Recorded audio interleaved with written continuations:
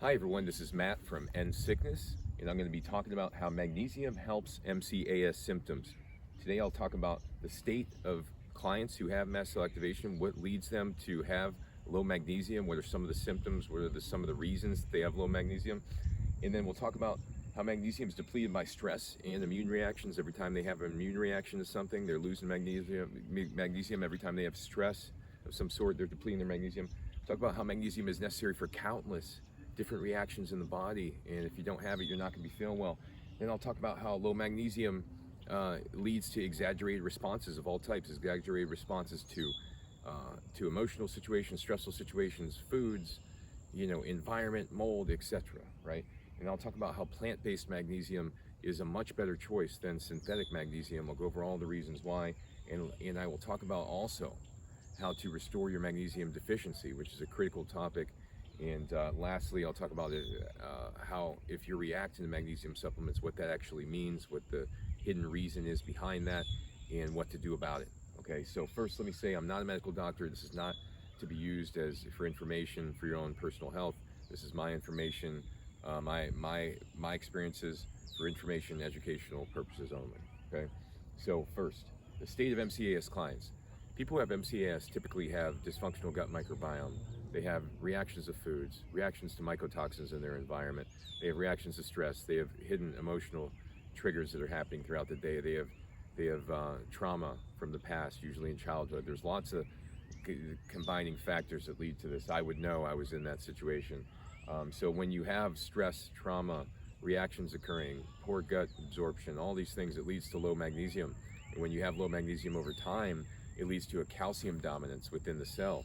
And when you have excess calcium within the cell, you have exaggerated reactions. Then the body starts having reactions to things it shouldn't be reacting to, like foods, like different emotional situations, like not getting sleep, and then you start having issues with your heart and stress that next day. All these, when your body starts to get thrown off balance or anything goes into the body, it puts the body under a state of stress when it has low magnesium. So magnesium is depleted every time you have a stressful event.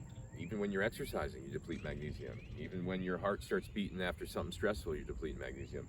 Anytime you have an immune reaction to something, when you have a reaction to a food, when you start sneezing, out there because you react to something in the environment, these are immune reactions that need magnesium. Anytime you deplete your neurotransmitters, you really burn yourself out. It depletes magnesium. I mean, there's so many things that deplete magnesium that if you really took a look at, you'd realize why you have low magnesium, right? And so when you have reactions also, when people have MCAS specifically, they have reactions to everything. And every time they have a reaction, as I said, you deplete your magnesium. So magnesium is necessary for countless reactions in the body, okay? Hundreds of enzymatic reactions, your GABA, your serotonin production, your gut health, your digestion, your DAO production to be able to break down histamine, keeping the mast cells calm, stabilizing the mast cell to offset the calcium imbalance. I mean, there's so many things that it's necessary for. If you don't have it, this is a key reason people have mast cell activation syndrome. Now, it's not the solution, but it is a key reason that people end up there. And I'll talk about, how to implement it later. So to summarize, low magnesium equals exaggerated responses to everything. It could be exaggerated responses to stress, foods, trauma, etc. So there's two different ways you can approach this: plant-based or synthetic magnesium. Plant-based magnesium is going to be derived from plants, obviously. My favorite is a marine algae, like an aquamin, it's called, and it's derived from marine algae, and it also contains trace minerals, calcium, other things that help to increase the absorption rate, versus something like a magnesium glycinate. That was something that I used to use, and I realized that that was counterproductive. You have a synthetic magnesium, they combine with another synthetic glycinate, try to combine the two to increase the absorption. There's no other minerals, there's no other nutrients to help increase absorption. It's not in its natural form, it's a synthetic replicate of the real thing. And you wonder why, you end up not feeling a whole lot better in the long run from these synthetic magnesium. So plant-based magnesium is the way to go. I've used 25 synthetic magnesium products. The one that helped me the most was a plant-based magnesium. And this is, like I said, Aquaman. It's a great product. So if you start taking that on a daily basis over time, you start to gradually increase your storages. And here's why I go over restoring the deficiency. So when you have a magnesium deficiency, it could take a year or two to be able to restore. This is a long process, So you got to start off slow. You know, when your body's not used to having 250 milligrams of magnesium ever in plant-based form in any meal ever. So you start off with 1, then next week maybe you go up to 2, then you know next week maybe up to 3, etc. As your body gets used to it, you'll start to feel more and more calm. You're sleeping better. You're reacting less to things. You're reacting less to stress. Things start to shrug off the shoulder that used to kind of irritate you, and you start to realize what's happening is that the magnesium levels are increasing, and it's reducing the calcium dominance within the cell. So your reactions are just less frequent and less significant, because now you don't have this calcium dominance or influx of calcium in the cell that's not offset by the magnesium. You know. So you got to keep going with the magnesium for a while. It could take a year or 2. You know, what I do is 1 in the morning, 2 right before bed. That seems to work really well. Helps with the sleep, helps me keep the cortisol levels low in the morning. So you got to stick with it for months, if not years, to be able to restore the deficiency.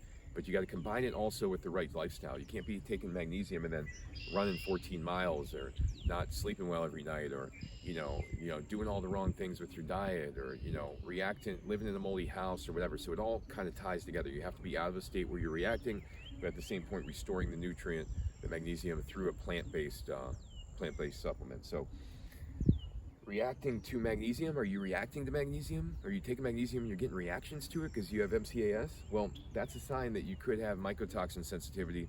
You also could be eating way too much meat in your diet. You could be eating all the wrong foods. And this is what I help people do, is I help to identify what the primary irritant is that's driving their symptoms. When you have MCAS, it's not some condition, it's some mystical condition you can't ever get over.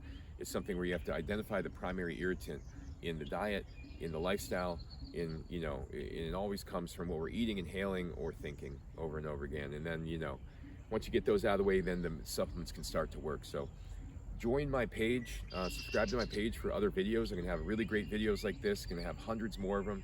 Thanks for watching, and I hope to see you guys again soon.